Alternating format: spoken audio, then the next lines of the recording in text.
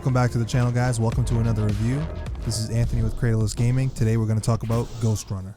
So in GhostRunner, you play as Jack, or GR74. He's a human cybernetic hybrid that has awoken 20 years after a successful coup was executed against your former leader that left you and all of the other GhostRunners that existed destroyed. So as you would expect, the game takes place in the future after a cataclysmic event has forced the remnants of humanity to seek shelter in a superstructure. This superstructure is known as Dharma Tower. Dharma Tower was built by the creator. Jack, or GR74, is awoken by a mysterious voice in his head after being rebuilt by rebels in the lower levels of the tower, and begins his ascent to the top of the tower to take revenge on the leader of the tower that killed his creator and his peers 20 years ago. In terms of plot, there isn't much to go over here. I thought the plot was serviceable for the type of game GhostRunner is. It's nothing to write home about, and it certainly isn't bad. It's just a predictable action flick type revenge plot. The plot serves its purpose as a backdrop to what the game is really about. The gameplay, of course. And we're going to talk about gameplay in a minute, but I do think it's worth noting that the world that devs have created with GhostRunner is notable, and I genuinely found the world to be interesting and well created. Dharma Tower, in the right hands, could make for some great storytelling or fan fiction.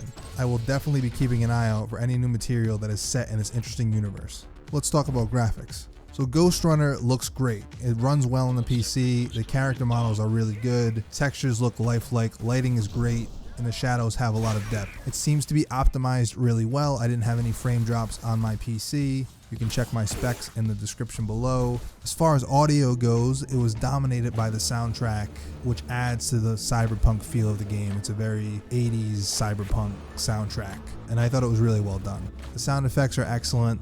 Laser gunshots, the slicing through an enemy with your sword, running along objects, it all sounds realistic. It sounds true to the actual sound it would make, and it adds for a nice dimension to the game.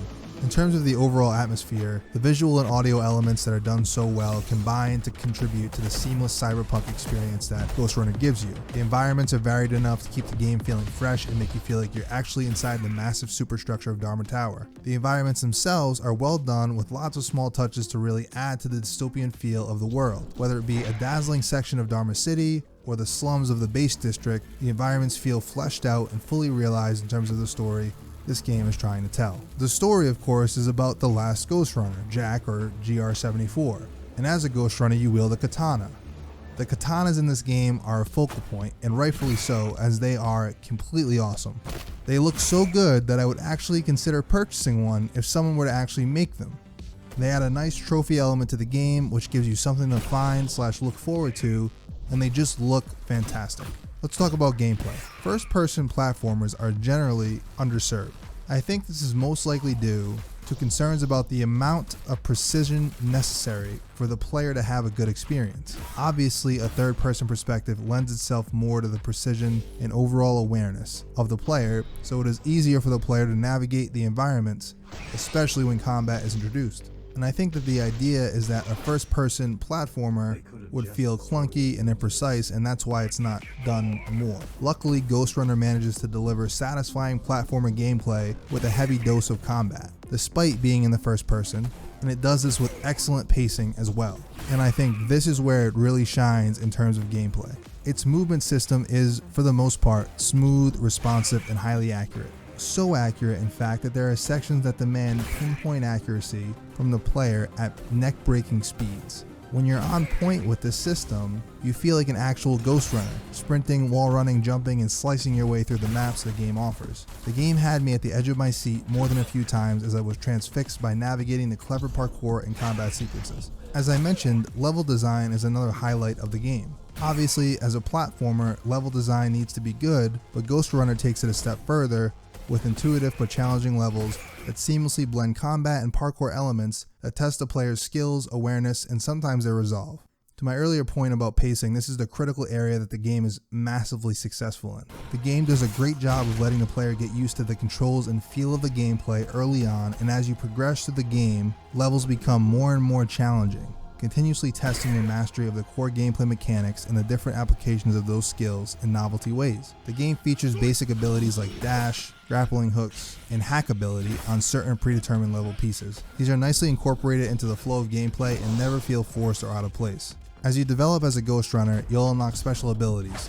These are combat abilities that allow you to dispense with enemies with a devastatingly powerful attack, among other things. These skills are unlocked through specific game events, and after they become available, they can be used once and then have a long cooldown period till they can be used again. I personally found the cooldown to be a little long, but overall it makes the game more challenging because it forces you to think strategically about when you're going to use these abilities. You can use them on a specific enemy or just save them for when you're in a jam. All of your abilities can be upgraded with the interface that gives you different upgrades assigned to a specific shape, and it is your task to fit as many of these shapes into the interface as you can. It's a fun little interface that adds some depth to the game. You can also swap these upgrades in and out at any time. I found that feature to be very useful, even though I would have preferred a straight up progressive upgrade system, point based or progression based, whatever it was, to level up the GhostRunner. It's a small complaint, but one worth noting. Boss battles, for the most part, are very easy.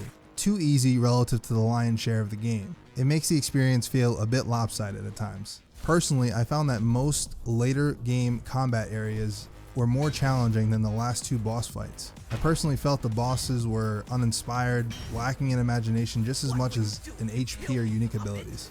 The second boss fight was a total miss and doesn't really add anything to the game or feel necessary for the overall story arc.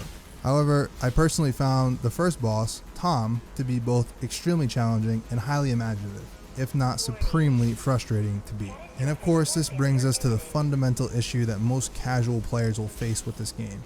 That is the overwhelmingly frustrating nature of the gameplay. And yes, the gameplay overall is very good. It is. But it is also a frustrating, rip your hair out experience at the same time. See, this game made me want to throw my PC out of my window more times than I can count. In full disclosure, I am not, nor do I claim to be, a speedrunner or someone that plays a lot of platformers. Approaching this as a casual gamer, which is what this channel is about, I died hundreds, maybe even over 1,000 times in my playthrough. Yes, I am bad at the game, I'll admit that. And to be fair, the game is more than generous with its checkpoint feature that by and large saves you from doing entire maps over again just for missing one move or one button. Regardless, I'd argue that this game demands a certain level of commitment to not only learn the controls, but to be good enough to be very precise and quick in certain missions and areas. This skill threshold will be off-putting for a lot of casual players that are just looking for a Cyberpunk ninja experience that they get from the cover. See, it's not really like a ninja action game set in a Cyberpunk universe. It's much more a skill-based platformer with a heavy combat focus. And that might sound similar, but there's a distinction that will matter to some players. So for a player looking for a casual, fun experience, I don't think that this will be the title for you. If you're up for a challenge and are willing to learn the controls and are prepared to be really frustrated for long stretches of time in order to receive a rewarding payoff by finishing the level or mission or the game, then I would absolutely recommend GhostRunner.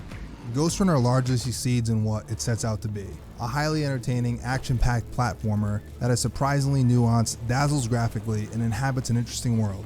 It has some weak points, notably the boss battles and frustrating sections that could turn off casual players. Overall, this is a solid pick for players looking for a thrilling challenge or looking to up their speedrunning game.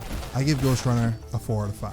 Thanks so much for watching, guys. This has been another review brought to you by Cratylus Gaming. This is Anthony. As always, I will be back with more reviews dropping soon. If you like the video, please give us a like, subscribe, comment down below, let me know what you think. Thanks so much for watching, guys. This is Anthony with Cratylus Gaming. Until next time.